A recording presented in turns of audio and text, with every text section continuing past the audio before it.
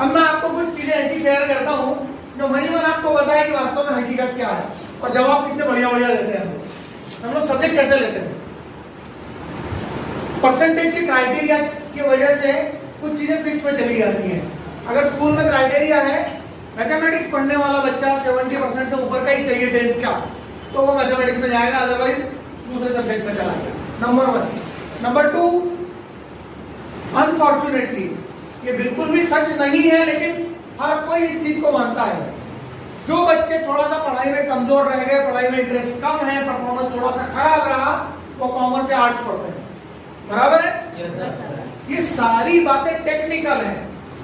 वास्तव में सब्जेक्ट लेने का तरीका इतना शानदार है जो आपको सबको पता और आप में से बहुत से लोगों ने उसको अप्लाई भी किया है। वो कैसे? मेरे सबसे अच्छे दोस्त ने कॉमर्स लिया है, मैं भी कॉमर्स पढ़ूंगा। है तरीका यही? यस। तभी आपने कहा कि मुझे इसलिए दिलवाइए, और कोई दूसरा तरीका अप्लाई नहीं करते हो। पता नहीं आगे साथ में रहेंगे नहीं रहेंगे, अभी तो पढ़ लो फिर देखेंगे।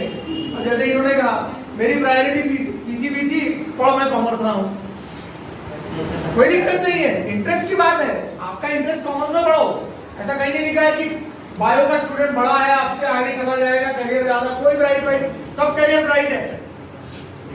जिस आर्ट्स को 11th में लेते वक्त ये सोचा जाता है कि ये कमजोर बच्चों का विषय है, जो बच्चे पढ़ने में इंटरेस्ट नहीं लेते वो आर्ट्स लेते हैं। आगे चल के जब आईएएस के एग्जाम देने का समय आता है सबसे ज्यादा आर्ट्स वाले ही जाते हैं, और वही निकलते भी हैं। अब वो कहाँ चले गए पोर बच्चे, फिर वो वीक बच्चे कहाँ चले गए? क्यों आपके पीसीबी पीसीएम वाले वहां नहीं जाते हैं? ऐसा कुछ भी नहीं है। हर सब्जेक्ट उतना ही इंपॉर्टेंट है। आप जो सब्जेक्ट ले रहे हैं उसमें आपका इंटरेस्ट है या नहीं।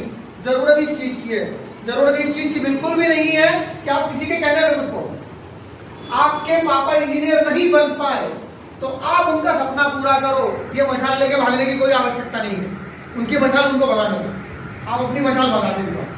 आप अगर अपने दिल की इच्छा को पूरी करने के लिए मेहनत करोगे, पूरी मेहनत करोगे, तो आप वो रिजल्ट लाओगे जो आपके पेरेंट्स ने, आपने खुद ने भी एक्सपेक्ट नहीं किया।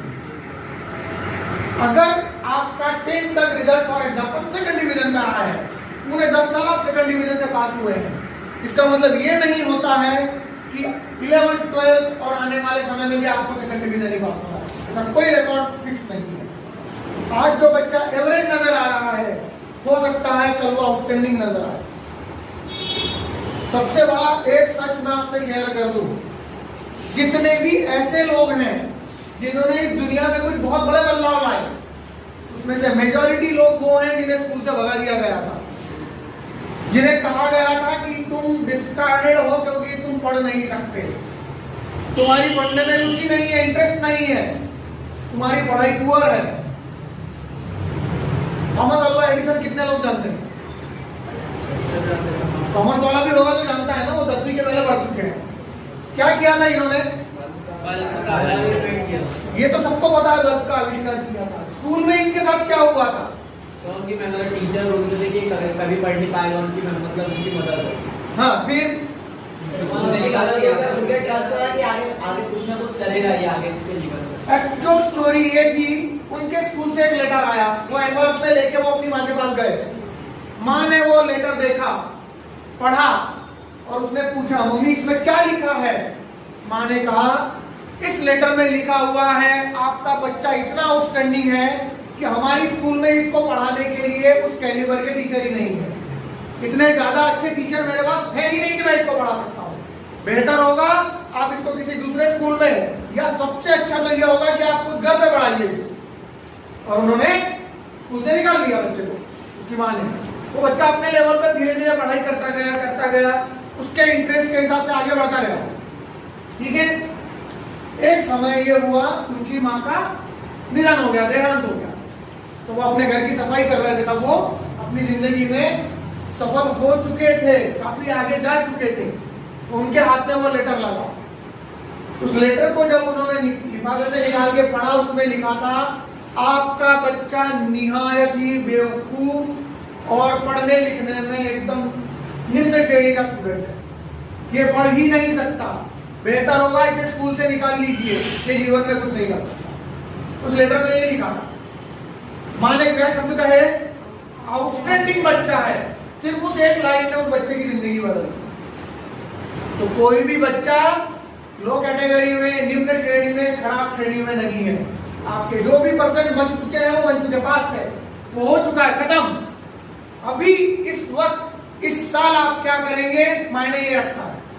और इसका मतलब ये नहीं है कि 11th में अगर मेरे 90% बने तो अब मुझे गारंटी मिल गई कि 12th में बनने वाले हैं, बिल्कुल नहीं। लाइफ आपकी रोज एक एक दिन ही चलने वाली है।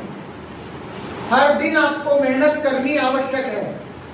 अगर आप ये मेहनत करना बंद कर देंगे, आप आगे जाना बंद कर देंगे, कुछ नहीं कर पाएंगे आप। इसलिए आप पढ़ाई करें और कुछ भी करें, रोज एक एक दिन की मेहनत आवश्यक है, ये करना ही पड़ेगी।